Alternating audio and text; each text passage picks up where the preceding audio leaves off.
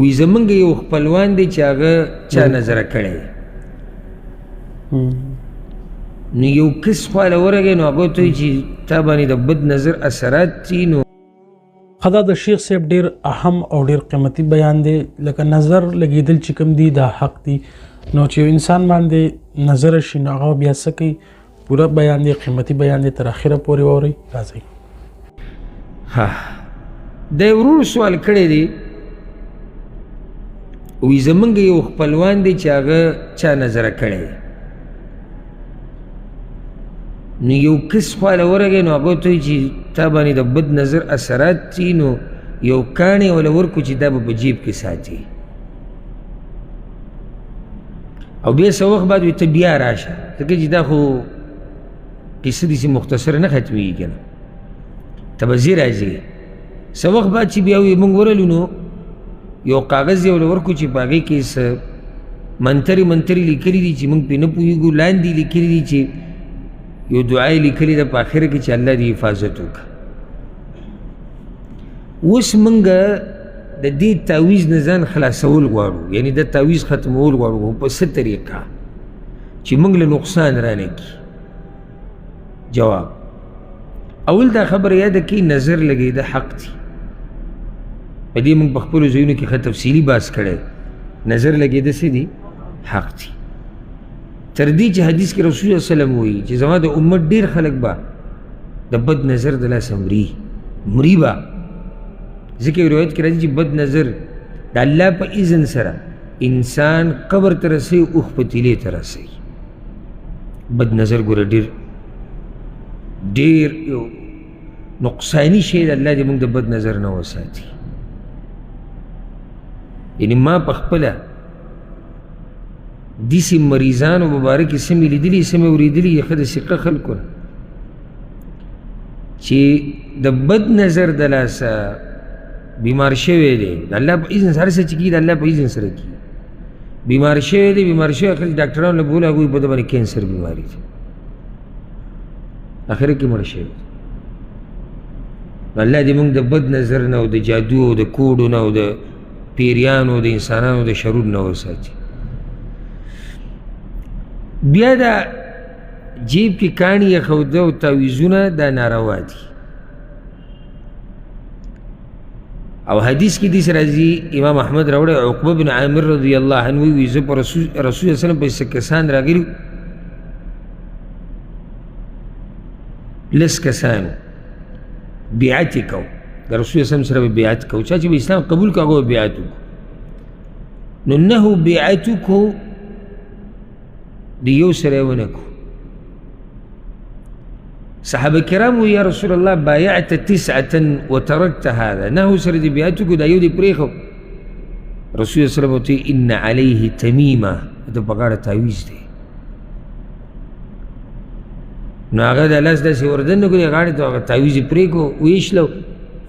فبایعه نو رسول صلی الله علیه وسلم بیعت وکړو بیا وایي من علق تمیمة فقد اشرک چا چې تعویض په غاړه کړو د شرک وکړو.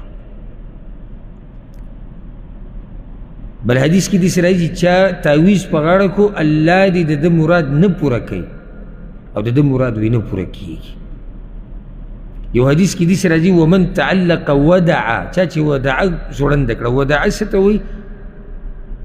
دا یو کاڼی به یې د دریاب نه راواغېستو او هغه به یې دې غاړې ته اچولی وي چې د بد نظر نه به بچ شو. دلته اوس فایده یاده کوي بله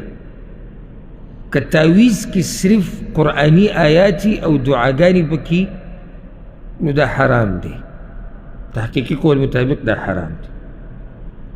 او که منترې پکې پیریانو ته پکې رامدد شي مړو ته چغې غیر الله ته چغې نو بیا خو شرک ته والعیاذ بالله بیا خو د کفر درجې ته رسي. څنګه به د دې نه ځان خلاصې خلاصول څنګه دي کټې کا او ختمې کا ګوره کله داسې چې یو شي کې غوټي اکثر دا جادو کې دی چې باندې جادو شوی که نه له غوټې ورکړي نو دا غوټې به کولاو کړي بیا که څه شی تا ته میلاو شو که نه نو هره برخه یې د بل نه جدا کا بیا که سیزی او که گزاري چې که چېرته په دې څه جادو کړی نو چې د جادو هغه اثرات څه شي هغه ختم شي. حدیث کې راځي د زید بن ارقم رضی الله عنه روایت دی او امام نسائی راوړی دی چې یو یهودی کس به د رسول صلی الله علیه وسلم خواله راتو. دغه کس خبیث په رسول صلی الله علیه وسلم باندې جادو کړی و. رسول صلی الله علیه وسلم باندې خو جادو شوی و که نو مدینه کې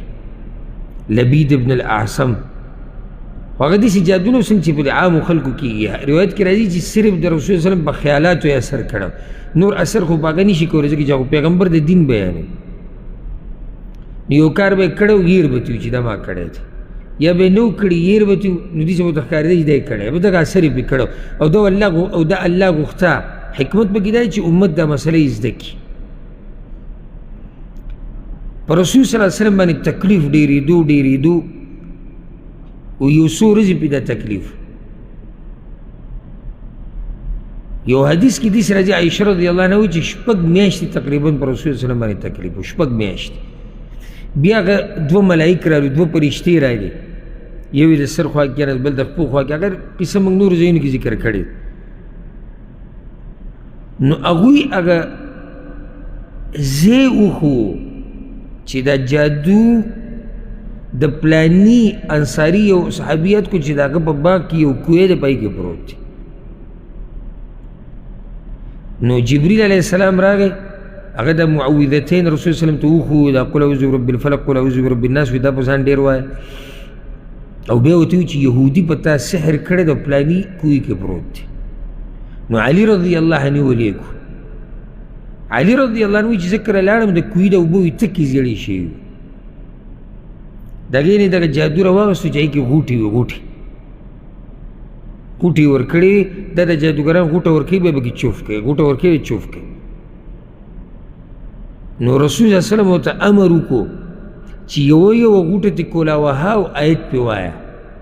یوه غوټه کولاوه او آیت پرې وایه یوه غوټه کولاوه او آیت پرې وایه او چې څنګه به هغه غوټه کولاواله د رسول صلی الله علیه وسلم دا جسم سپکېدو. غوټه کولاویږي جسم برابري غوټه کولاویږي جسم سپکېږي تر دې چې الله ورته روغ صحت ورکړو. مقصد د خبرې دا شو چې کله درته پته ولګېده چې جادو شوی د پلاني ځای کې پروت دی روایله ښه پوره یې کولا وکړه چې هغه جادو بېکاره شي. که تعویز دی کولاوي که کاغذ وشله راوشله که سیزي که ګزاري که سجي کې خخې هر څه چې ورسره کړي. او یو خبره ته دا ذکر کوم نه یېرېږي به څه خبرې نه چې څه چل به راسره وکړي او که دا یېره دې زړه کې وه بیا موحد پوره نه یې.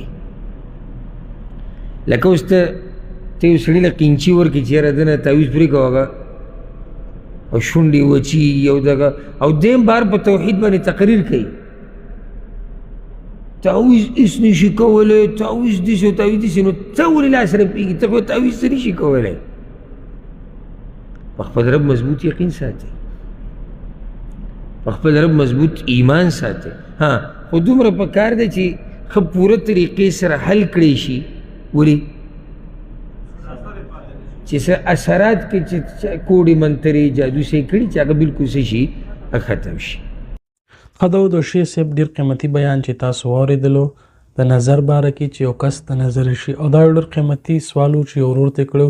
او د شیخ صاحب نه دغه شان اهمو سوالاتو او بیاناتو او قیمتي